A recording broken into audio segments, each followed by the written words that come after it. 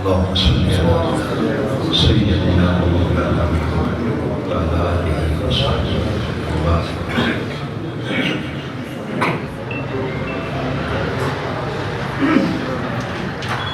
نحمده ونصلي ونسلم على سيدنا ومولانا محمد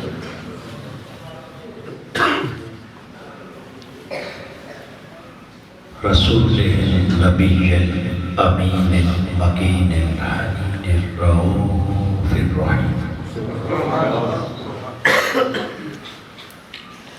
أما بعد فأعوذ بالله من الشيطان الرجيم. بسم الله الرحمن الرحيم.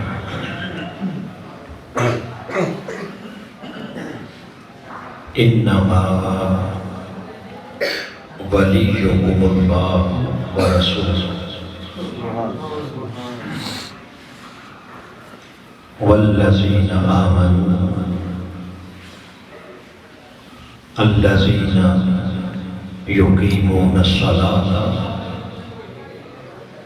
ويؤتون الزكاة وهم راكعون.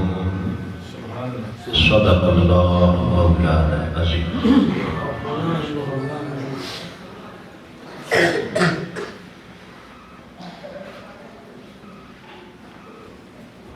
معزز علماء کرام،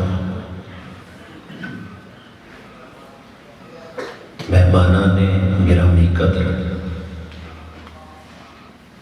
محترم قاری محمد رشید نمبردار صاحب، محترم المقام مولانا عبد الرحمان صاحب، محترم المقام علامہ عبد الماجد صاحب، اور میزبان مجلس محترم المقام علامہ حافظ عبد الرزاق صاحب، خطیب جامع مسجد آزاد، جملہ علماء کرام، معزز قائدین و کارکنان تحریک منہاج القرآن، اور معزز حاضرین و سامعین،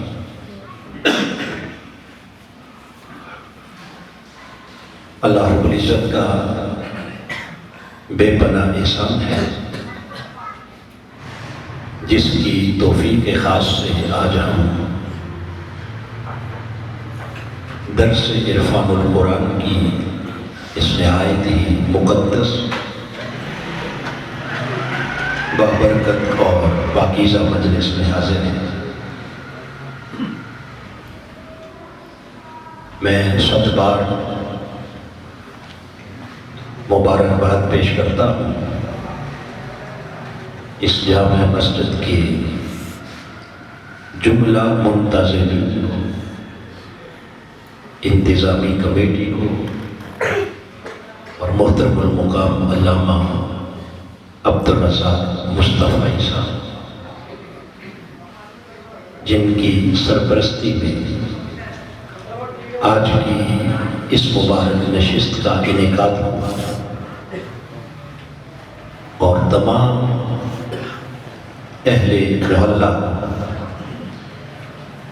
جنہوں نے مل کر اس مبارک فضل کا اہتمام کیا. خالق کائنات ان کا ایک ایک قدم اپنی بارگاہ میں اسے شرف قبولیت عطا فرمائے، اور ہم سب کو قرآن مجید کا صحیح فہم عطا فرما کر اس کی تعلیمات پر عمل کی توفیق عطا فرمائے. جیسا کہ آپ احباب جانتے ہیں، یہ ماہ مبارک، ماہ ربیع الثانی، کون سا مہینہ ہے؟ بولیے ربیع الثانی، جس کا معنی ہے دوسری بہار۔ کیا معنی ہے؟ دوسری بہار۔ اور اس سے پہلے جو مہینہ گزرا وہ ماہ ربیع الاول۔ کیا تھا؟ ماہ اور ربیع الاول کا معنی ہے پہلی بہار۔ کیا معنی ہے؟ وہ پہلی بہار تھی اور یہ دوسری بہار ہے۔ کیوں؟ اس لیے کہ اس مہینے کی نسبت ہے میرے مصطفیٰ سے۔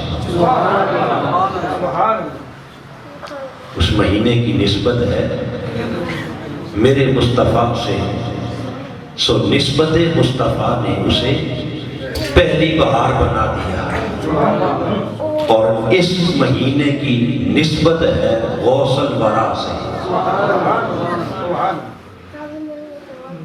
اس کی نسبت ہے غوث الورا سے۔ جس طرح نسبت مصطفیٰ نے اسے پہلی بہار بنایا، نسبت غوث الورا نے اس مہینے کو دوسری بہار بنایا۔ کیا بنا دیا؟ لہذا اس مناسبت سے آج کے درس کے لیے میں نے قرآن مجید کی سورہ المائدہ کی آیت نمبر 55 نمبر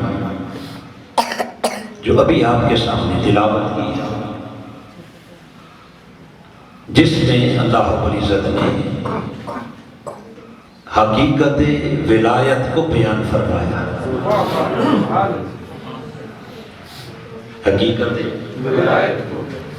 ولایت کیا ہے، اور اس حقیقت ولایت کی روشنی میں مقام غوث الاعظم کیا ہے۔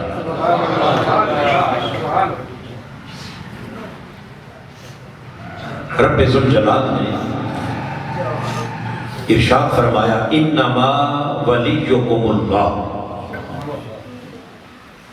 بے شک تمہارا ولی اللہ۔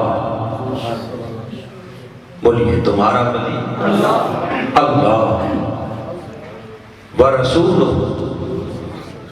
اور تمہارا ولی اس کا رسول بھی ہے۔ تمہارا ولی اس کا رسول بھی ہے۔ والذین آمنوا، وہ لوگ جو ایمان لائے اور اپنے ایمان میں کامل ہو گئے، اور کمال ایمان کے ساتھ الذین یقیمون الصلاۃ ویؤتون الزکاۃ وہم راکعون، جو نماز قائم کرتے رہے، زکوٰۃ ادا کرتے رہے، اور عاجزی اور انکساری کے ساتھ اللہ کی بارگاہ میں ہمیشہ جھکے رہے، ایسے تمام مومنین کاملین وہ بھی سب تمہارے ولی، وہ بھی تمہارے کیا ہیں؟ بولیے ولی۔ سو خالق کائنات نے اس آیہ مقدسہ میں چونکہ 3 ولایتوں کا ذکر کیا، ایک اللہ ولی، دوسرا اس کا رسول ولی، اور تیسرے مومنین صالحین ولی۔ اب ولی کا لفظ عربی زبان میں متعدد معنوں میں استعمال ہوا، اور اس کا جو مادہ ہے ولایت،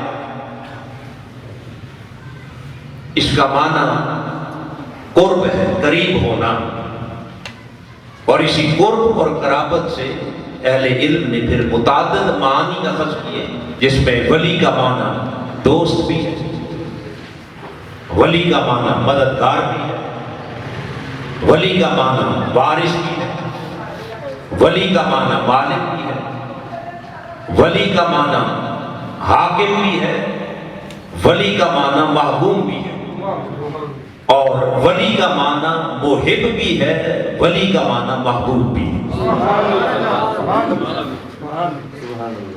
یہ تمام معانی لفظ ولایت کے اندر پائے جاتے ہیں۔ اب معنی کوئی بھی مراد نہیں، مگر اس آیت کریمہ کے مضمون سے جو پہلا نقطہ اور جو پہلا سبق ہمیں مل رہا ہے وہ کیا ہے؟ خالق کائنات نے چونکہ 3 ولایتوں کا ذکر کیا، کتنی؟ 3 ولایتوں کا ذکر ہے۔ اب ایک ہی صفت ولایت ہے، صفت ولایت ہے جس کو اللہ نے اپنے لیے بھی بیان کیا، اسی صفت ولایت کو اپنے رسول کے لیے بھی بیان کیا، اور اسی صفت ولایت کو مومنین اور صالحین کے لیے بھی بیان کیا۔ یہاں سے قرآن مجید کی جو پہلی تعلیم اور اس آیت کریمہ کا جو پہلا نقطہ معلوم ہوا وہ یہ، ایک ہی صفات میں ظاہری لفظوں کے اشتراک کی وجہ سے، یعنی خالق اور مخلوق کی صفات میں لفظی اشتراک کی وجہ سے شرک نہیں ہوتا۔ بولیے شرک؟ جی دیکھیے، ایک ہی صفت ہے اور معنی اگر کوئی بھی لے لے، دوست لے لے، مددگار لے لے، تو معنی کیا ہوا؟ انما ولیکم اللہ، بے شک تمہارا دوست مددگار اللہ ہے، ورسولہ، اور اس کا رسول بھی تمہارا مددگار، والذین آمنوا، اور مومنین صالحین بھی تمہارے دوست اور مددگار۔ اب ایک ہی صفت اللہ کے لیے بھی بیان ہو رہی ہے، اس کے رسول کے لیے بھی بیان ہو رہی ہے، اور مومنین اور صالحین کے لیے بھی بیان ہو رہی ہے، تو پتہ یہ چلا کہ خالق اور مخلوق کے درمیان اس صفات میں لفظی اشتراک کی وجہ سے شرک بولیے شرک نہیں ہوتا۔ اگر شرک ہوتا تو رب کائنات نے جب صفت ولایت کو اپنے لیے بیان کیا تھا تو وہ کبھی اسی صفت کو اپنے رسول کے لیے بیان نہ کرتا، اسی صفت کو مومنین اور صالحین کے لیے بولیے بیان نہ کرتا۔ سو ایک ہی صفت کو بیان کر کے خالق کائنات نے یہ حقیقت سمجھا دی کہ بے شک لفظ ولی، اور اس لفظ ولی کے اندر معنی اور مفہوم آپ جو بھی لے لیں، دوست ہونے کا، مددگار ہونے کا، قریب ہونے کا، وارث ہونے کا، حاکم ہونے کا، ان تمام معانی کے اعتبار سے اسی صفت کو اللہ نے اپنے لیے، اسی کو رسول کے لیے، اور اسی کو مومنین اور صالحین کے لیے جب قرآن میں بیان کر دیا، اس سے معلوم یہ ہوا کہ ایسا اللہ کے انبیاء اور اولیاء کو اپنا دوست مددگار ماننے سے شرک بولیے، کیونکہ قرآن مجید نے اس کو بیان کیا، اور قرآن مقدس شرک پھیلانے والی کتاب نہیں، یہ شرک مٹانے والی کتاب۔ کیا ہے شرک؟ شرک کا خاتمہ کرنے والی کتاب، نور توحید کا اجالا کرنے والی کتاب۔ اس قرآن سے بہتر توحید کہیں سے آپ کو نہیں ملے گی۔ تو لہذا جب قرآن نے اللہ کو بھی مددگار کہا، رسول کو بھی کہا، اولیاء اور صالحین کو بھی کہا، اس سے پتہ چلا کہ اللہ کے انبیاء اور اولیاء کو اپنا مددگار سمجھنا یہ شرک بولیے نہیں۔ اب یہ تو ایک لفظ ہے، لفظ ولی، اسی مادہ ولایت سے ایک اور لفظ ہے، اور وہ ہے مولا۔ کیا لفظ ہے؟ بولیے مولا۔ اور اس مولا کے لفظ میں بھی یہ سارے معانی جو ولی کے لفظ میں پائے جاتے ہیں، مولا کا معنی مددگار بھی ہے، دوست بھی ہے، سردار بھی ہے، حاکم بھی ہے۔ اب اسی لفظ مولا کو اگر لے لیں تو رب کائنات نے قرآن مجید کی سورہ التکویر وہاں ارشاد فرمایا ہوگا مولا ہو، وہی تمہارا مولا، وہی تمہارا مولا۔ کون؟ اللہ۔ کون ہے مولا؟ اللہ۔ جب خود کو مولا کہا آگے فرمایا وجبریل، اور جبرائیل بھی تمہارا مولا، وصالح المؤمنین، نیک صالح مومنین بھی تمہارے مولا، والملائکۃ بعد ذلک ظہیرا، اور اس کے بعد پھر تمام ملائکہ بھی تمہارے مولا۔ بولیے کیا ہے؟ تو آپ آئیے، خالق کائنات کا قرآن کہہ رہا ہے کہ اللہ بھی مولا، جبرائیل بھی، صالحین بھی، یہ تو قرآن ہے۔ اور میرے آقا کی حدیث اٹھائیں تو تاجدار کائنات نے فرمایا لوگو تمہارا میں بھی مولا ہوں اور میرا علی بھی مولا ہے۔ میں بھی مولا ہوں اور میرا من کنت مولا ہو فعلی مولا، جس کا میں مولا ہوں اس کا علی مولا، اس کا گویا قرآن اور حدیث کو سامنے رکھیں تو پتہ یہ چلا کہ خدا بھی مولا، مصطفیٰ بھی مولا، علی المرتضیٰ بھی مولا، جبرائیل بھی مولا، اور تمام مومنین صالحین بھی مولا۔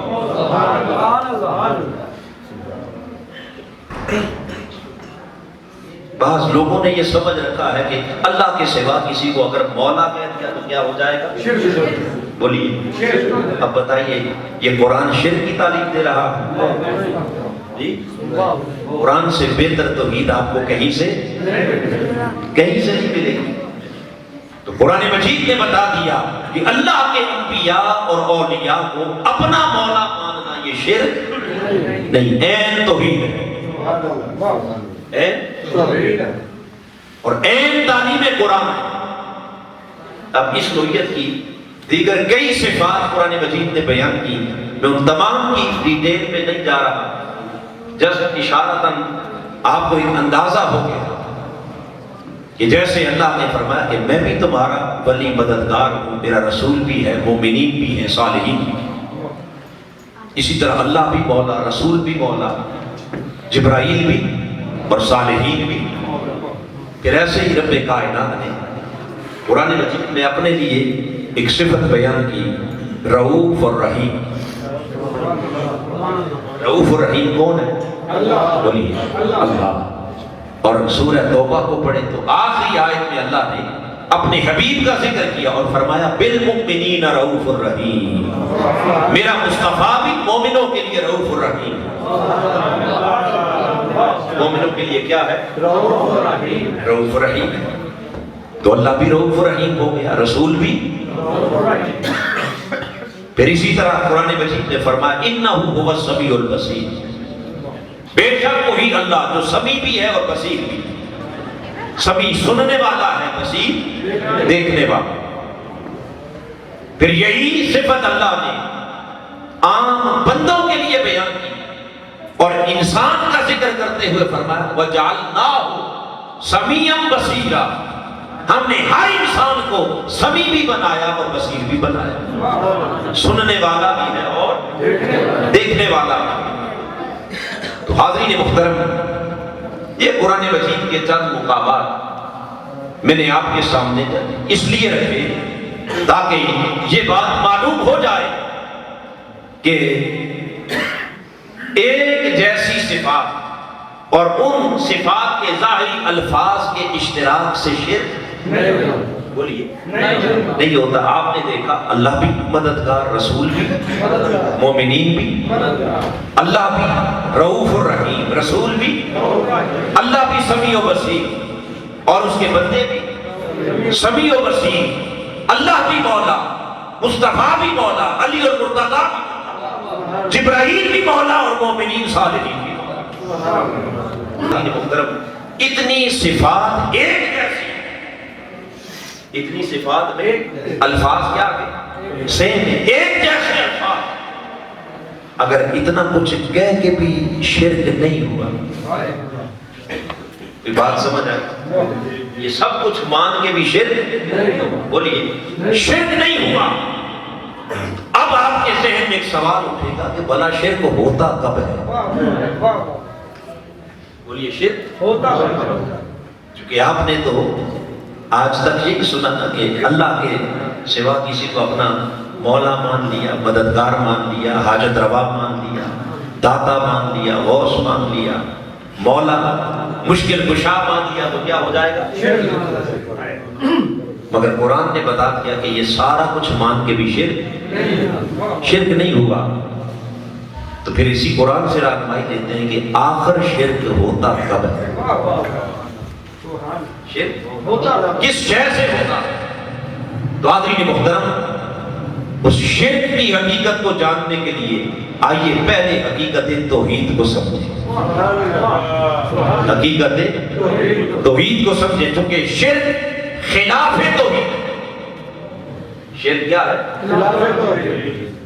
مخالف توحید۔ لہذا قرآن کے نظریہ توحید کو جانیں اور اس توحید سے جو نظریہ ٹکرائے گا وہ شرک کہلائے گا۔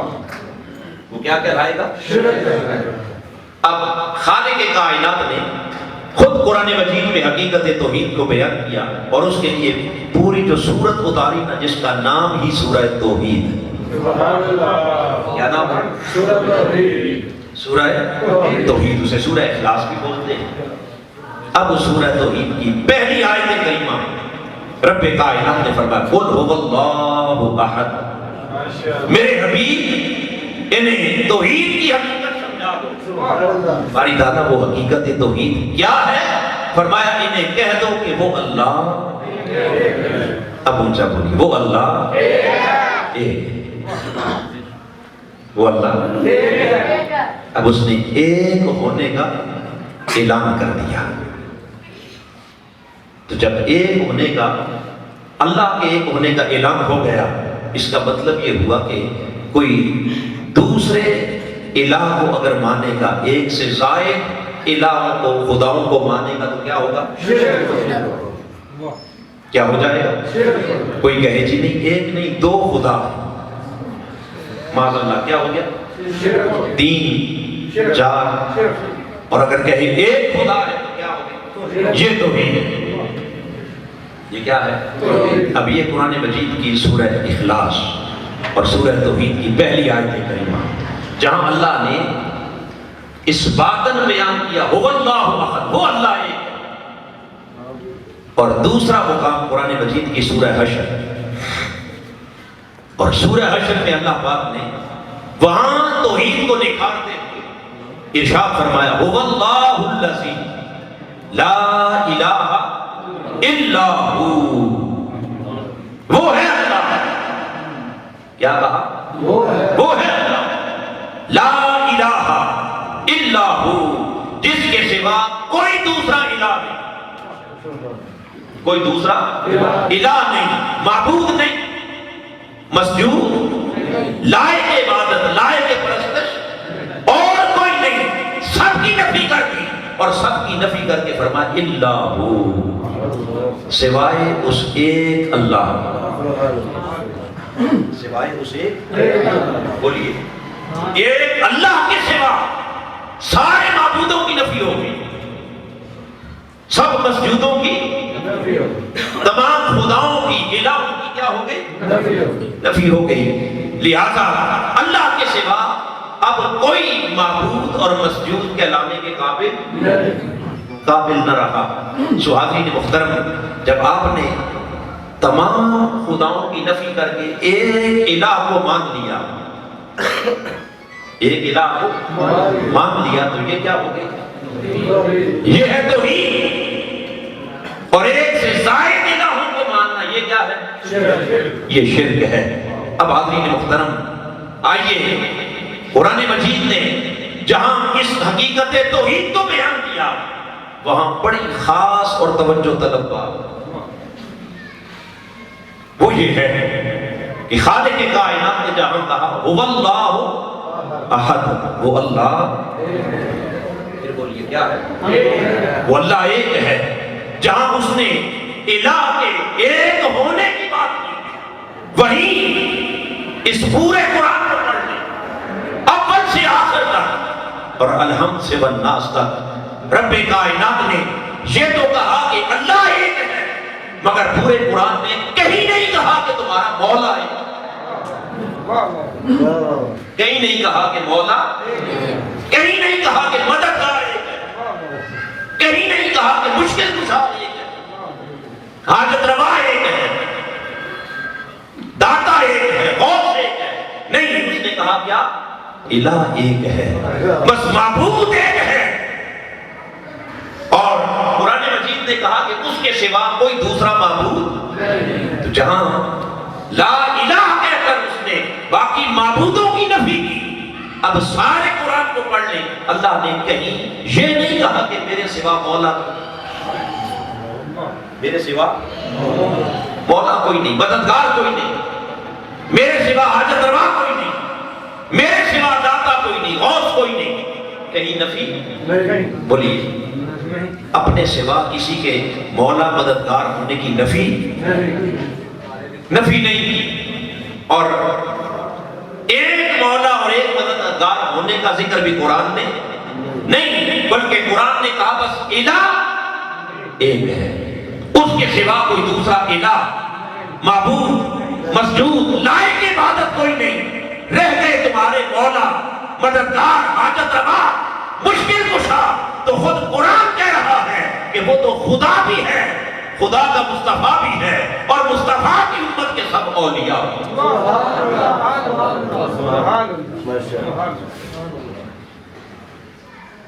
وہ اللہ بھی ہے, اس کا رسول بھی ہے, جبرائیل بھی ہے, اور صالحین بھی ہیں.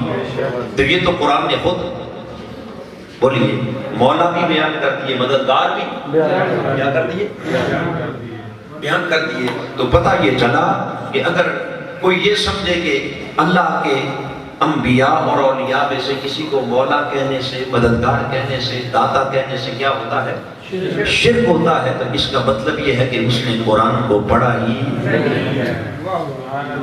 بس ایسے سنی سنائی توحید اس تک پہنچی.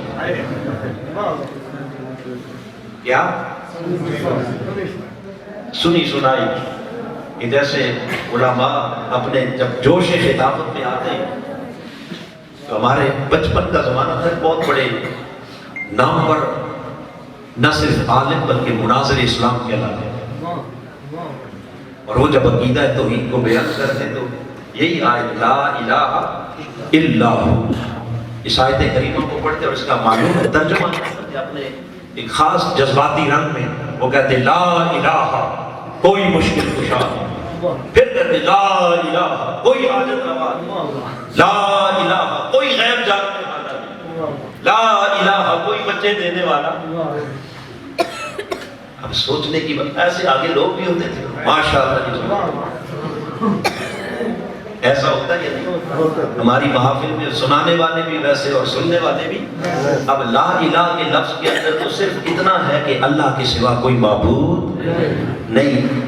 اس میں داتا کی, غوث کی, اور مددگار کی, اور غیب جاننے کی, اور بچے دینے کی کہاں سے نفی آ گئی؟ جن چیزوں کی آپ توحید کی آڑ میں نفی کر رہے ہیں وہ تو خود قرآن بیان کر رہا ہے کہ یہ شانیں تو اللہ نے اپنے انبیاء کو بھی دی ہیں اور اپنے محبوب کی امت کے اولیاء کو بھی, مومنین کو بھی, صالحین کو بھی دے رہی ہے. تو حاضرین گرامی قدر, پتہ یہ چلا کہ بس رب کے سوا کسی کو اپنا معبود نہ مانو, مسجود لائق عبادت نہ مانو, وہ ایک ہے. باقی رہ گئے تمہارے مولا, مددگار, غوث, داتا, وہ نبی بھی ہیں اور وہ بولیے ولی بھی ہیں. یہ ہے توحید. یہ کیا ہے؟ بولیے. اور اس کو کہتے ہیں توحید فی الذات, یعنی وہ اپنی ذات میں, الوہیت میں ایک ہے. کیا ہے؟ الوہیت میں الہ ایک ہے. اب یہاں توحید فی الذات تو آ گئی, مگر ایک سوال پھر ذہن میں باقی رہ گیا، اور وہ یہ ہے کہ ذات میں تو خدا ایک ہو گیا، مگر ایمان کا تقاضا تو یہ ہے کہ اللہ ذات میں بھی یکتا ہے اور صفات میں بھی بولیے صفات میں بھی یکتا ہے۔ چلے ذات تو مان لی کہ اس کے سوا کوئی معبود نہیں، مگر صفات وہ تو اللہ کے لیے بھی قرآن بیان کر رہا ہے، رسولوں کے لیے بھی بیان کر رہا ہے، مومنوں کے لیے بھی، فرشتوں کے لیے بھی، جبرائیل کے لیے بھی، حتیٰ کہ عام انسانوں کے لیے بھی سمیع و بصیر کی صفت بیان ہوتی ہے۔ یہاں پھر سوال آئے گا کہ وہ توحید فی الصفات کہاں گئی؟ صفات بولیے اس کی صفات میں یکتائی کہاں ہے؟ تو حاضرین محترم، صفات میں یکتائی کا معنی یہ ہے کہ مخلوق کی کوئی صفت خالق کی صفت جیسی نہیں ہو سکتی۔ خالق کی صفت جیسی نہیں ہو سکتی، بولیے جیسی نہیں ہو سکتی۔ بے شک لفظ ایک جیسے ہوں گے، لفظ کیا ہوں گے؟ ایک جیسے، مگر فرق کیا ہے دونوں کی صفات میں؟ فرق یہ ہے کہ خالق اپنی تمام صفات کا خود مالک ہے، خدا اپنی تمام صفات کا خود مالک کیا ہے؟ مالک ہے۔ اور رہ گئی مخلوق، تو مخلوق میں کوئی نبی ہو یا ولی، حتیٰ کہ امام الانبیاء کیوں نہ ہو، کوئی مخلوق بھی اپنی کسی صفت کا مالک نہیں، یہ اپنی ساری صفات میں خدا کے محتاج ہے۔ بولیے خدا کے کیا ہے؟ بولیے رب کے محتاج ہے۔ لہذا جو اپنی سب صفتوں کا مالک ہو وہ خدا ہوتا ہے، اور جو اپنی تمام صفات میں خدا کا محتاج ہو وہ اس کا بندہ کہلاتا ہے۔ نعرہ تکبیر،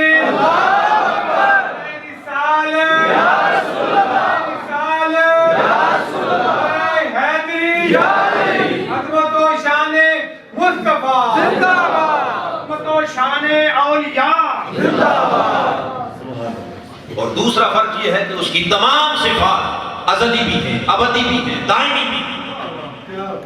وہ ازل سے ولی بھی ہے، مولا بھی ہے، مددگار بھی ہے، رؤوف بھی ہے، رحیم بھی ہے، سمیع بھی ہے، بصیر بھی ہے۔ کب سے ہے کسی کو کوئی خبر نہیں، اس کی صفات کی کوئی ابتدا نہیں، اور وہ اپنی تمام صفات کا مالک ہے۔ اسے کسی نے سمیع و بصیر بنایا، کسی نے رؤوف و رحیم بنایا، کسی نے اسے مولا مددگار بنایا نہیں، وہ از خود اپنی ہر صفت کا مالک ہے۔ رہ گئی مخلوق، وہ نبی ہو یا ولی، حتیٰ کہ حضور کی ذات یہ خود کچھ بھی نہیں، جو بنے خدا کے بنانے سے بنے۔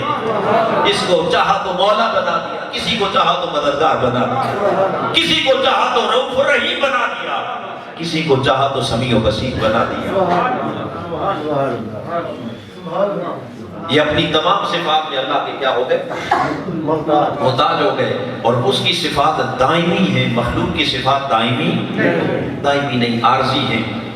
اب اس کا بڑا آسان اور سادہ فرق سمجھنے کے لیے بس ایک مثال دے کر اپنی بات کو آگے لے جانا چاہتا ہوں، تاکہ آپ کے دل اور دماغ کے اندر وہ نقش ہو جائے، اور پھر زندگی بھر کبھی توحید اور شرک کے معاملے میں مغالطہ نہ رہے۔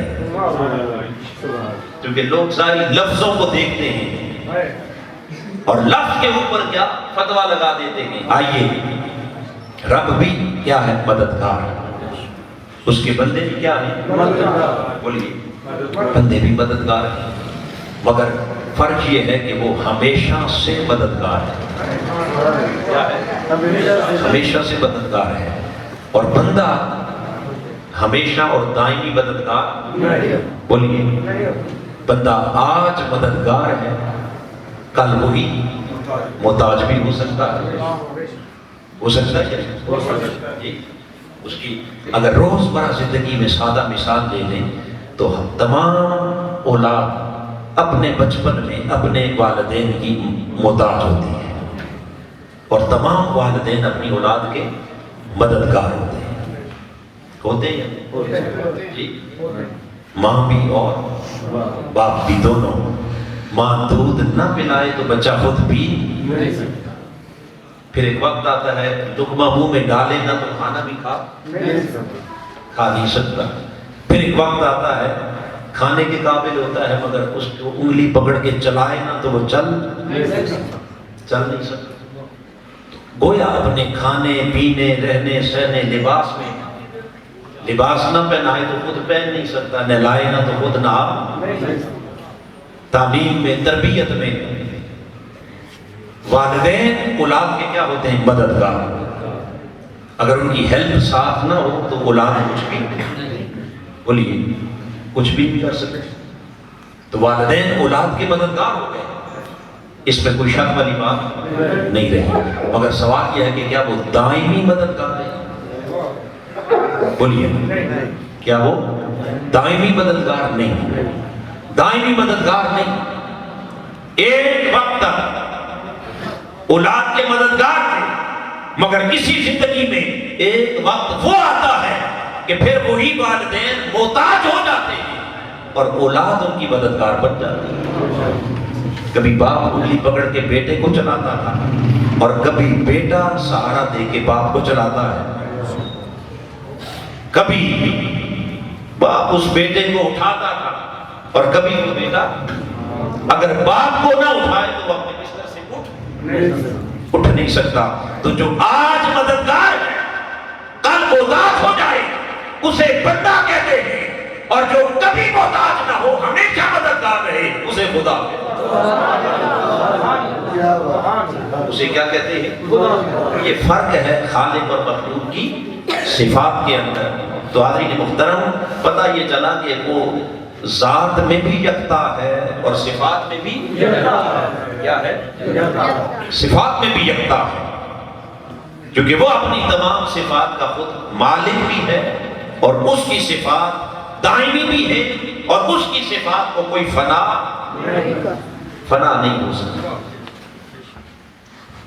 یہ ہے توحید فی الذات اور توحید فی صفات. کیونکہ یہ اس آیت کریمہ کے پہلے 3 الفاظ انما ولیکم اللہ ورسولہ والذین آمنوا، چونکہ 3 ولایتوں کا قرآن نے ذکر کیا تو لہذا ان 3 الفاظ کی روشنی میں سب سے پہلے قرآن مجید نے توحید اور شرک کی حقیقت کو نکھار کر بیان کیا. یہ سارے مغالطے اور سارے جھگڑے اور سارے مناظرے صرف اس وجہ سے ہیں کہ آج کے اس پرفتن دور میں ہم نے قرآن کا دامن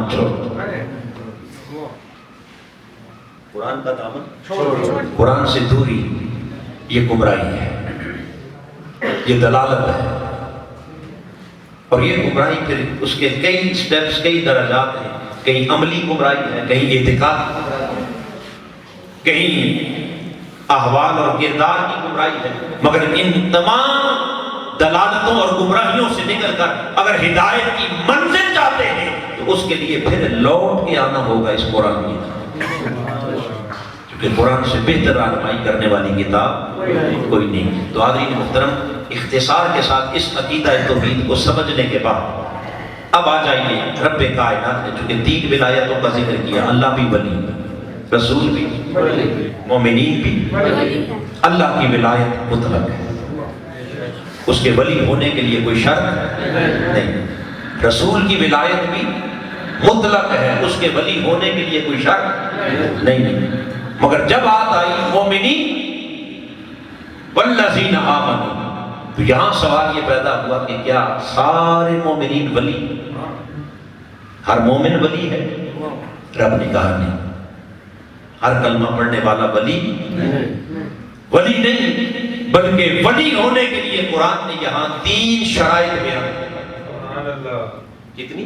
3 شرائط، 3 اوصاف، 3 خواص بیان کیے. فرمایا جو ان 3 شرائط کو پورا کرے گا وہ مومن اللہ کا ولی کہلائے. کیا کہلائے گا؟ اب وہ 3 صفات کیا ہے اور وہ 3 شرائط کیا ہیں جو ولایت کے لیے قرآن نے بیان کی؟ رب کائنات نے پہلی شرط بیان کی، فرمایا الذین یقیمون الصلاۃ ولی ہونے کی پہلی شرط اقامت صلاۃ ہے۔ بولیے اقامت صلاۃ، نماز قائم کرنا، نماز قائم کرنا۔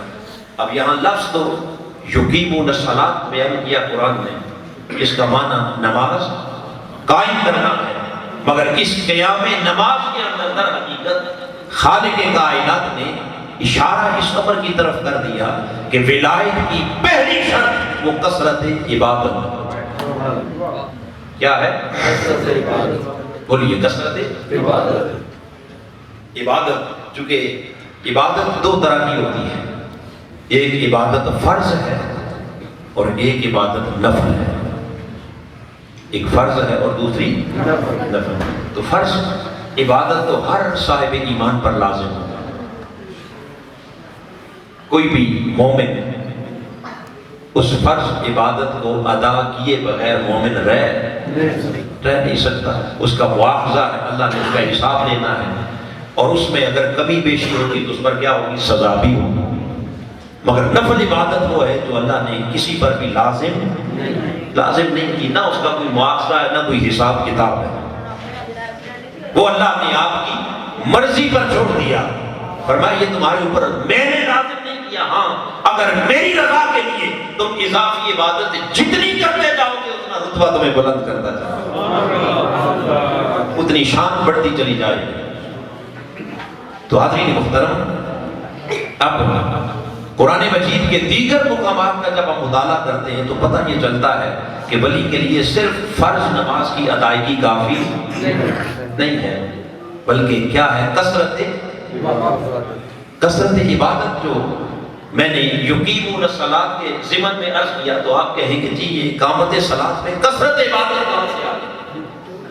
میں نے عرض کیا کہ اس کے لیے قرآن مجید کے دیگر مقامات کو اگر پڑھیں تو سورہ فرقان اٹھائیں، خالق کائنات نے وہاں وعباد الرحمن اپنے خاص بندوں کی صفات بیان، اپنے مقبول محبوب مقرب بندوں کی جب صفات بیان کی تو وہ صفات بیان کرتے ہوئے فرمایا الذین یبیتون لربہم سجدا وقیاما۔ اللہ کے مقبول محبوب بندوں کی علامت یہ ہے کہ ان کی راتیں کبھی سجدوں میں گزرتی ہیں، کبھی قیام میں گزرتی ہیں، کبھی تلاوت میں گزرتی ہیں، کبھی تسبیح میں گزرتی ہیں۔ اب حاضرین محترم، بات بڑی سادہ ہے کہ جو فرض نماز تھی وہ تو آپ نے 7 بجے ادا کر کے فارغ ہو گئے، اور قرآن کا یہ کہنا کہ ان کی ہر رات سجدوں اور قیام میں گزرتی ہے، تو یہ جو ساری رات کے سجدے اور قیام ہیں یہ کون سی عبادت ہے؟ یہ اضافی عبادت، اس کو کہتے ہیں نفل، اس کو کیا کہتے ہیں؟ بولیے۔ اور دوسرے مقام پر اللہ نے فرمایا تتجافى جنوبهم عن المضاجع، کہ میرے بندوں کی علامت یہ ہے کہ رات بھر ان کے پہلو اپنے بستروں سے جدا رہے، ان کے پہلو اپنے بستروں سے جدا رہے۔ بولیے، تو رات بھر بستر پر نہ جانا، لیٹنے کے بجائے رات مصلی پر گزار دینا، کیا یہ صرف اقامت صلاۃ بس خالی فرض نماز ہے؟ بولیے نہیں، یہ ہے کثرت عبادت۔ پھر تیسرا مقام فرمایا یذکرون اللہ قیاما وقعودا، اللہ کے بندوں کی شان یہ ہے کہ وہ کھڑے بیٹھے چلتے پھرتے ہر حال میں خدا کی عبادت کرتے ہیں، اللہ کا ذکر کرتے ہیں۔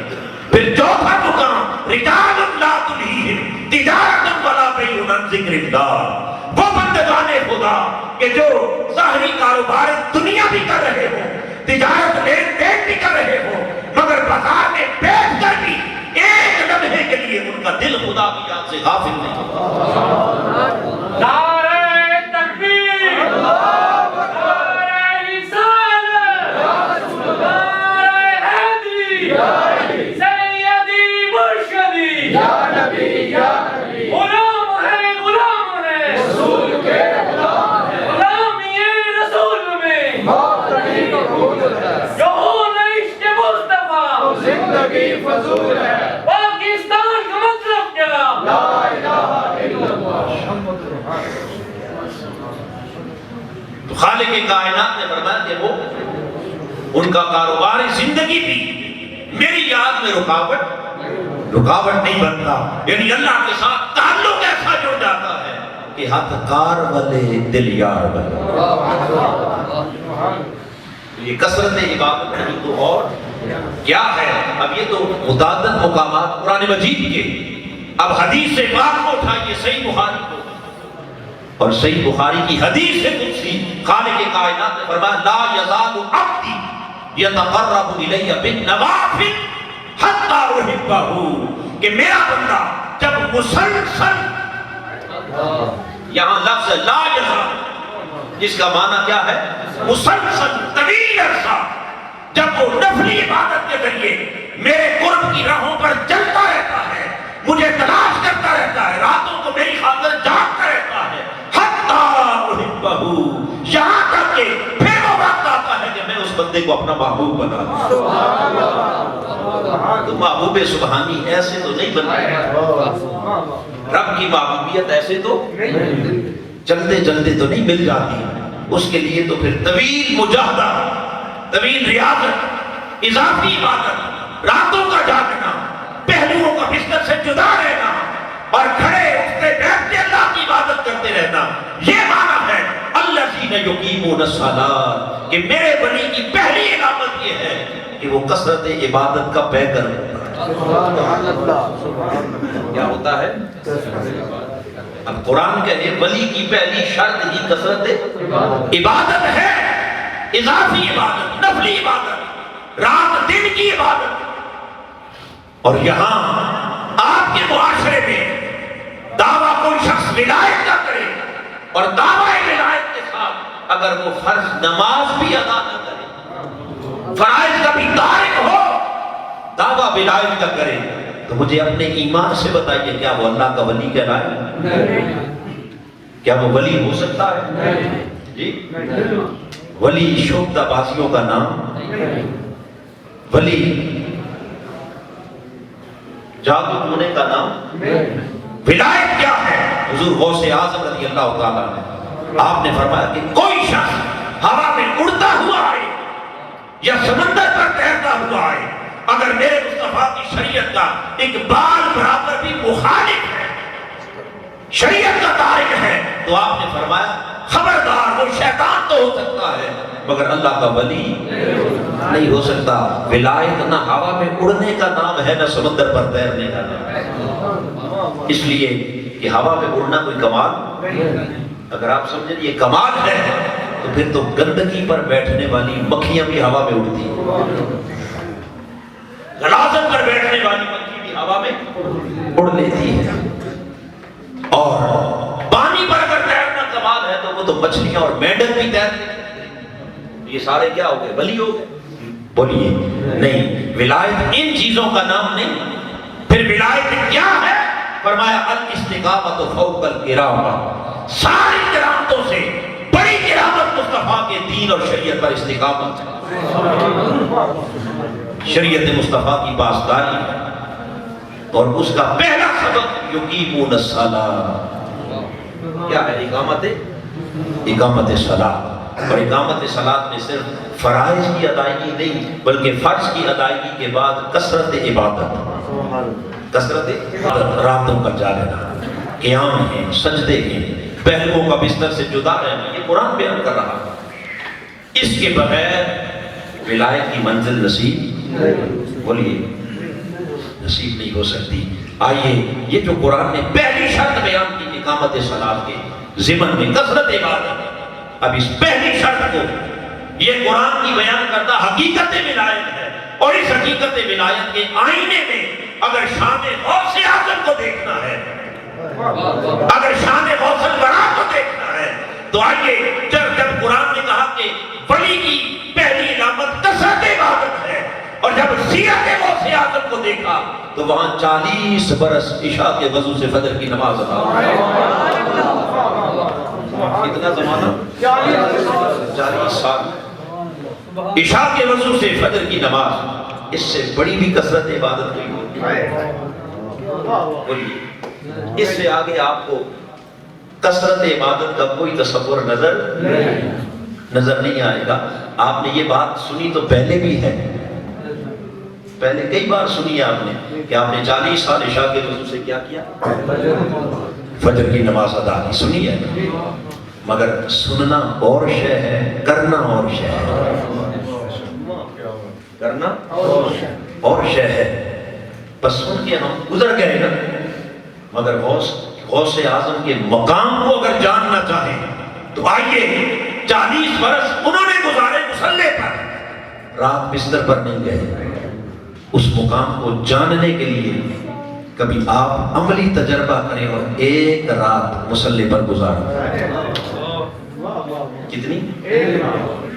40 سال کی بات نہیں کر رہا، 40 دنوں کی بات بھی نہیں کر رہا، صرف ایک رات آپ عشاء کی نماز پڑھ کے مصلی پر کھڑے ہو جائیں، بستر پر نہ جائیں، اور رات بھر مصروف عبادت رہیں، مصروف ذکر رہیں، وضو ٹوٹنے نہ پائے، اور اسی وضو کے ساتھ فجر ادا کر کے اپنے مصلی سے جب نیچے اتریں، پھر آپ کو سمجھ آئے گی کہ غوث بنتے کیسے۔ یہ تو چپ کر کے ایسے مفت میں جی جس کو دیکھا یہ غوث الاغواث ہے، یہ قطب الاقطاب ہے، یہ شیخ المشاہد ہے۔ یہ ہمارے القاب نے دنیا کو کیا کر دیا؟ خراب کر دیا۔ یہ مفت میں القاب جو بانٹتے پھرتے ہیں، کسی کو غوث سے نیچے درجہ بولیے، اور غوث الاغواث کا درجہ جب فری میں مل جائے تو کیا ضرورت پڑی اتنی ریاضت کرنے؟ اور ایک طرف یہ ہے کہ فری میں غوث الاغواث بنا دیا، اور دوسری طرف دوسری گمراہی یہ ہے کہ کہا جی کوئی غوث شوث نہیں، ایسے ہی آپ نے کیا بکھنڈ بنایا ہوا ہے، یہ سارے ایک جیسے ہی ہوتے ہیں، وہ ہمارے جیسے ہم جیسے، فرق ہی کیا ہے؟ ارے نادان، تو ایک رات گزار کے دیکھ، تجھے پتا چلے کہ فرق کیا ہے۔ ایسے غوث نہیں بنتے۔ 40 برس عشاء کے وضو سے بولیے نماز فجر کا ادا کرنا، اور پھر لطف کی بات یہ ہے کہ حضور غوث اعظم جن کو پیدائشی طور پر اللہ نے میرے مصطفیٰ کی بارگاہ سے وہ عظیم نسبت، حسبی نسبت، نسبی نسبت، خونی نسبت، خاندانی نسبت، ارے جن کو حسبی نسبت بھی ملی تھی، حسینی نسبت بھی ملی، جن کا خون حسنی تھا اور دودھ حسینی تھا۔ خون کیا تھا؟ حسنی، اور دودھ حسینی۔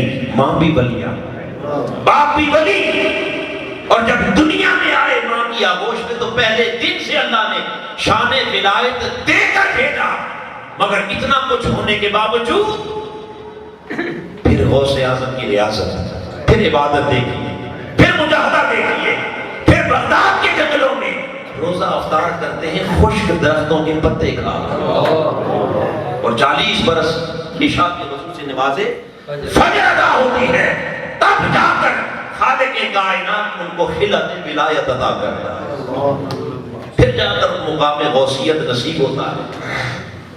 تو حاضرین گرامی قدر، یہ قرآن مجید کی بیان کرتا پہلی صفت کیا ہے؟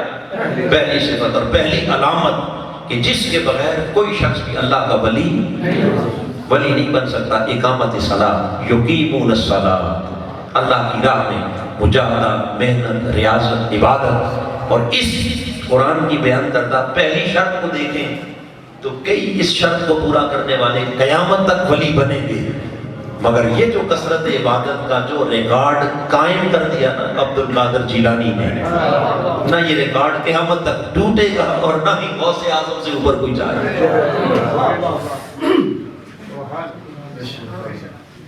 آگے جاننے کا سوال ہی پیدا نہیں ہوتا، کیونکہ آپ نے ریکارڈ اتنا مشکل قائم کر دیا کہ اسے توڑنا کسی کے بس کی بات نہیں۔ تو ہر کوئی اپنے اپنے حسب حال، جتنی کثرت عبادت ہوگی اتنا ولایت میں اونچا مقام۔ تو یہ تو ہے پہلی شرط۔ اور دوسری شرط جسے قرآن مجید نے بیان کیا، یقیمون الصلاۃ کے بعد فرمایا وَيُؤْتُونَ الزَّکَاۃَ، جس کا ظاہر معنی ہے جو زکوٰۃ ادا۔ کیا معنی ہے؟ بولیے، زکوٰۃ کی ادائیگی، تو یہاں لفظ زکوٰۃ کے اوپر اگر تھوڑا سا توجہ کریں تو زکوٰۃ کے لفظ کے اندر معنی ہے پاکی کا. اس کا معنی ہے زکوٰۃ. یزکو یہ عربی زبان میں یہ پاکیزگی کے حصول کو کہتے ہیں. اس کو کہتے ہیں. تو یؤتون الزکوٰۃ میں اشارہ اس امر کی طرف ہے کہ جو اپنا مال خدا کی راہ میں خرچ کر کے اپنا دل دنیا کی محبت سے پاک کر لے. دل دنیا کی محبت سے, حب دنیا سے پاک, چاہتے دنیا سے پاک, طلب دنیا سے پاک. اگر دل میں دنیا بسی ہوئی ہو, دل میں دنیا کا لالچ ہو اور وہ دنیا کے پیچھے مارا مارا پھر رہا ہو, لا اپنا لباس وضاقتہ وہ صوفیوں عارفوں ولیوں جیسا بنائے پھرے, مگر جس کے دل میں دنیا بسی ہوئی ہے وہ اللہ کا ولی کہلانے کا حقدار نہیں ہے. بلکہ اللہ کا ولی وہ ہے کہ جس کا دل دنیا کی محبت سے, بولیے, حضور غوث اعظم کے اس فرمان کو غالباً سلطان العارفین سلطان بہو رحمت اللہ علیہ نے اس کو اور فرمایا کہ الدنیا جیفۃ و طالبھا کلاب, کہ دنیا ایک مردار ہے اور اس مردار پر جھپٹنے والے دنیا کے کتے. اللہ کے ولی کے دل میں اس دنیا کے لیے حب, ہرس, چاہت, دنیا کے پیچھے مارا مارا پھرنا یہ ولی کی شان نہیں. یؤتون الزکوٰۃ کے اندر معنی یہ ہے کہ ان کا دل حب دنیا سے پاک, اور جب دل دنیا کی محبت سے پاک ہو جائے تو پھر حاضرین محترم ان کی نگاہ میں دنیا داروں کی اہمیت, بولیے, پھر وہ وڈیروں کو لفٹ نہیں کرواتے, جاگیردار, سرمایہ دار, بادشاہ, امیر, وزیر پھر ان کے پاؤں کی ٹھوکر پر ہوتے ہیں, اور مصطفیٰ کی امت کے ادنا غریب اور فقیر ان اولیاء کی آنکھوں کا سرما ہوتا ہے. وہ غریبوں فقیروں سے پیار کرتے ہیں, وہ امیروں بادشاہوں اور شہنشاہوں کو پایہ حقارت سے ٹھکرا دیتے ہیں, اس لیے کہ ان کے دل میں حب دنیا نہیں, ان کے دل کے اندر حب خدا, وہ اللہ کی محبت سے سرشار ہوتے ہیں. اور حاضرین محترم, جب تک دل سے دنیا نکل نہ جائے اور اللہ کی محبت غالب نہ آ جائے تو ولایت کی دوسری شرط پوری نہیں ہوتی. اب اس مقام پر بھی اگر دیکھیں تو ہر ایک ولی کو اللہ نے اس کے حسب حال یہ شان, یہ مقام, یہ مرتبہ عطا کیا, مگر جو شان غوث اعظم کو نہیں, عبد القادر جیلانی کو جو مقام ملا وہ کسی اور کو, بولیے, کسی اور کو نہیں ملا. دل حب دنیا سے اس قدر اللہ نے پاک کر دیا اور آپ کے من میں اتنی استغنا اور بے نیازی رکھی کہ حضور غوث اعظم فقیروں سے, غریبوں سے تو محبت کرتے مگر بڑے بڑے بادشاہوں اور شہنشاہوں کو پایہ حقارت سے ٹھکراتے. خلیفہ وقت مستنجد باللہ حضور غوث اعظم کی بارگاہ میں آئے اور اس نے لا کر مال دولت اشرفیوں کا ایک ڈھیر لا کر آپ کی خدمت میں پیش کیا اور آگے عرض کرنے لگا کہ غوث اعظم اپنے لنگر کے لیے یہ میری طرف سے تحفہ قبول کر لیں, خدمت قبول کر لیں, مگر قربان جائیں حضور غوث اعظم کی اس بے نیازی پر. آپ نے چہرہ پھیر لیا اور فرمایا مستنجد باللہ لے جا اپنا مال, غوث کے لنگر کو بادشاہوں کے مال کی ضرورت, اس لنگر کو بادشاہوں کے مال کی ضرورت. اب اس کے لیے بھی بڑی خلاف توقع بات تھی کہ اتنا بڑا شخص بادشاہ وقت ہے اور اتنا مال اور دولت لے کے آیا اور فقیر نے آگے سے اسے ٹھکرا دیا. وہ بھی حیرت میں گم تھا مگر عزت کا مسئلہ تھا. اس نے منت سماجت کی, اس نے کہا سرکار قبول کر لیں. اب ساری دنیا کے سامنے واپس تھیلیاں اٹھا کے لے جاؤں گا تو برہم کیا رہ جائے. قبول کر لیں۔ حضور غوث اعظم کی بارگاہ میں اس نے درخواست کی اور اس پر اصرار کیا کہ آج لے لیں۔ اب حاضرین محترم، اگر یہ بے نیازی اور دنیا سے بے رغبتی اور دنیا سے لا تعلقی نہیں، اور کوئی اگر بادشاہوں، شہنشاہوں اور امیروں اور وڈیروں کا راہ دیکھ رہا ہے اور اس کی نظر ہی ساری کس پر ہے؟ دنیا کی دولت پر ہے، تو وہ بے شک ہو اپنی ظاہری وضاحت وہ اپنا جبہ پہن لے، جبہ پہن لے، وہ ساوا جبہ پہن لے، وہ سرخ امامہ باندھ لے، وہ گلے میں تسبیحاں لٹکا لے، وہ جو کچھ بھی اپنا حلیہ بنا لے، وہ بے روپیہ تو ہو سکتا ہے مگر وہ اللہ کا ولی ولی کے لیے دل کا دنیا سے پاک ہونا۔ حضور غوث اعظم کی بارگاہ میں جب اس نے درخواست کی نا کہ حضور قبول کر لیں، اب آپ نے وہ جو اشرفیوں کی تھیلیاں تھیں وہ پکڑی اور یوں پکڑ کر آپ نے ان کو دبایا۔ بس جب دبایا تو ان اشرفیوں کی تھیلیوں کے اندر سے خون کے قطرے گرے،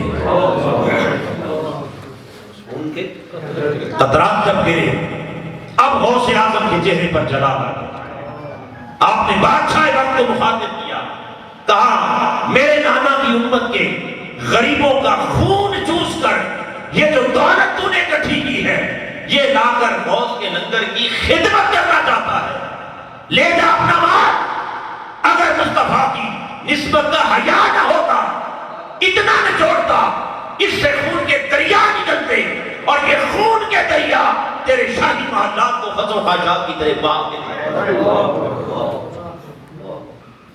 خلیفہ وقت کے وجود پر کب کبھی طاری ہو گئی، لڑکا طاری ہو گیا۔ ارے اللہ کے دوست اور اللہ کے ولی کی شان یہ ہے کہ جس کے دربار میں آ کر شاہ وقت بھی کانپتا، لڑکا پر انداز ہو جائے، اور جو پائے حقارت سے دنیا کی بڑی سے بڑی دولت کو بولیے ٹھکرا دے۔ کیوں؟ اس لیے کہ جب بڑے لوگ، مالدار لوگ، دولت مند لوگ، صاحب حیثیت لوگ، اقتدار والے، کرسی والے، جب وہ تحفہ اور نذرانہ لے کے آتے ہیں اس کے پیچھے اندر بیک گراؤنڈ کے اندر کئی قسم کی نیتیں، ارادے ہوتے ہیں۔ وہ اپنا احسان چڑھانے بھی کا ارادہ بھی ہو سکتا ہے، دوسرے کو مرحوم کرنے کا ارادہ بھی ہو سکتا ہے، زمین کے سودے کا ارادہ بھی ہو سکتا ہے، مگر اللہ کے ولی کی شان یہ ہے کہ وہ بادشاہوں، شہنشاہوں کے سامنے نہ جھکتا ہے، نہ ان کی دولت پر بکتا ہے، نہ ان کے سامنے بولیے وہ حق پر کبھی کمپرومائز نہیں کرے گا، حق کی خاطر کٹ تو جائے گا مگر کبھی باطل کے ساتھ سمجھوتا، بولیے باطل کے ساتھ اس کا سمجھوتا نہیں ہوگا، جسے وہ باطل سمجھتا ہو کہ یہ باطل ہے، پھر اس کی گردن نیزے پر سر چڑھ سکتا ہے مگر اسے کوئی دنیا کی طاقت، دنیا کی دولت، دنیا کا کوئی مفاد، منفعت اسے خرید نہیں سکتی، اور جو چھوٹے چھوٹے مفادات پر بک جائے اور وہی کمپرومائز ہو جائے، سمجھ لیں کہ ولایت نہیں، یہ سب کیا ہے؟ دنیا داری ہے۔ تو حاضرین گرامی قدر یہ ہے دنیا سے بے رغبتی اور بے نیازی، جس کو قرآن نے کہا یؤتون الزکاۃ، شان ولایت، نظریں ہر وقت جیب پر ہو اور دعویٰ کس کا ہو؟ ولایت کا۔ غریب آئے تو اس کے لیے وقت نہیں، بادشاہ آئے تو ولی صاحب آئے آپ گیٹ پر جا رہے ہیں استقبال کرنے کا، ایسی ولایت بولیے۔ اور تیسری شرط جسے قرآن مجید نے بیان کیا وہ کیا ہے؟ وَهُمْ رَاكِعُونَ، یعنی اللہ کے ولی کی تیسری علامت یہ ہے کہ وہ ہمیشہ عاجزی کے ساتھ اللہ کے دربار میں جھکے رہتے ہیں۔ کیا رہتے ہیں؟ جھکنا، عاجزی، انکساری، تواضع، یہ تیسری علامت ہے اللہ کے ولی کی۔ اشارہ اس امر کی طرف ہے کہ اللہ کا ولی کبھی مغرور نہیں ہوتا، متکبر نہیں ہوتا، وہ سرکش نہیں ہوتا، وہ ڈینگے مارنے والا، بڑھ کے مارنے والا ولی بولیے نہیں ہوتا۔ اب تکبر کس بات کا، غرور کس بات کا؟ کبھی انسان کے اندر غرور آتا ہے اس کی دولت کی وجہ سے، کبھی غرور آتا ہے اس کے مال کی وجہ سے، کبھی غرور آتا ہے اس کے اقتدار کی وجہ سے، طاقت کی وجہ سے، کرسی کی وجہ سے، کبھی غرور آتا ہے اس کو اپنے علم کی وجہ سے، اور کبھی غرور آتا ہے اس کو اپنی عبادت، اپنے تقوی پارسائی ریاضت کی وجہ سے۔ کوئی سمجھتا ہے میرے جیسا عالم کوئی نہیں، اسے سارے جاہل نظر آتے ہیں۔ کوئی سمجھتا ہے میرے جیسا عابد کوئی نہیں، اسے سارے گناہگار نظر آتے ہیں۔ اور کوئی سمجھتا ہے میرے جیسا پرہیزگار دنیا میں کوئی نہیں، وہ اپنے آپ کو اس درجے پر رکھتا ہے کہ اسے تو کوئی صاحب ایمان ہی نظر نہیں آتا۔ وہ جسے دیکھتا ہے اس کو سمجھتا ہے کہ یہ تو مسلمان ہی نہیں، یہ تو اسلام سے ہی خارج ہے، معاذ اللہ، جو کچھ ہو میں ہی میں ہوں۔ تو یاد رکھ لیں، تکبر کسی شے پر بھی ہو، وہ مال پر ہو، دولت پر ہو، کرسی پر ہو، اقتدار پر ہو، علم پر ہو، عمل پر ہو، عبادت پر ہو، سجدوں پر ہو، تکبر انسان کو ابلیس تو بنا سکتا ہے، ولی نہیں بنا سکتا۔ ولی وہی بنے گا جو سب کچھ ہو کر بھی کہے میں کچھ نہیں، میں کچھ نہیں، اور جو کہ سب کچھ میں ہی میں ہوں، اور جو سامنے اس کی ایسی کی تیسی کر کے رکھ دی، وہ ایسا فلاں ایسا فلاں ایسا، ہر ایک کو رگڑا لگا دیا، اور میں ہی میں انا خیر منہ، میں سب سے بہتر ہوں۔ رب نے کہا فخرج منا فإنک رجیم، تجھے اپنی بہتری کا اتنا گمنڈ ہے تو نکل جا میری بارگاہ سے، جنت سے۔ یہ جگہ متکبروں مغروروں کی نہیں، یہ جگہ عاجزوں مسکینوں کی ہے۔ کس کی؟ تو ولایت نام ہے عاجزی کا، انکساری کا، سب کچھ ہو کر بھی کچھ نہ ہونا۔ حضور سیدنا غوث اعظم رضی اللہ تعالیٰ، اب آپ نے مقام بھی دیکھا، عبادت دیکھی، ریاضت دیکھی، دنیا سے بے نیازی دیکھی، بادشاہوں شہنشاہوں پر ان کا جاہو جلال دیکھا، مگر عاجزی کا عالم یہ ہے کہ نے حرم کعبہ کے اندر طواف کرتے ہوئے لوگوں نے دیکھا کہ حرم کعبہ کا سین ہے، نوکیلے سنگریزے ہیں، اور ان پتھروں پر سر رکھ کر عبدالقادر جیلانی رو رہے ہیں، اور روتے ہوئے کہا مولا اپنے بندے عبدالقادر کو بخش دینا، اسے معاف کر دینا، اور اگر تم نے مجھے معاف کرنا مناسب نہ سمجھا، تیری رحمت نے مجھے معاف کرنا گوارا نہ کیا، تو میری درخواست ہے تیرے در پر آ کر قیامت کے دن اپنے اس بندے کو نابینا کر کے اٹھانا، تاکہ تیرے محبوب مصطفیٰ کے سامنے شرمسار نہ ہو۔ شان وہ ہے پاؤں کی ٹھوکر لگائیں تو مردہ زندہ، شان یہ ہے کہ اگلوں اور پچھلوں کی ولایتوں کے سورج ڈوب جائیں گے، مگر غوث کی سورج، ولایت کا سورج قیامت تک ڈوبے گا نہیں ہے۔ کہ جو منہ سے نکل جائے خدا پورا کر دے، مگر عاجزی یہ ہے کہ کہتے ہیں مولا بخش دینا، اور اگر بخشنا مناسب نہ سمجھا تو مجھے نابینا کر دے۔ یہ انکساری ہے، یہ عاجزی ہے۔ اس عاجزی کے بغیر ولایت نصیب نہیں ہو سکتی۔ لہٰذا ولی وہ ہے کہ جو ہر کسی کو، چھوٹے کو دیکھے یا بڑے کو دیکھے۔ آپ نے خود بیان کیا کہ اگر بڑوں کو دیکھو تو انہیں اپنے سے اچھا اس لیے سمجھو کہ ان کی عمر زیادہ ہے، سو ان کی نیکیاں زیادہ ہوں، اور اگر اپنے سے چھوٹوں کو دیکھو انہیں بھی اپنے سے بہتر جانو، اس ارادے سے کہ عمر تھوڑی ہے سو اس کے گناہ بھی تھوڑے، اس کے گناہ تھوڑے ہوں گے، لہذا چھوٹا ہے وہ بھی مجھ سے بہتر ہے، بڑا ہے وہ بھی مجھ سے بہتر ہے، سب سے کم تر ہوں تو میں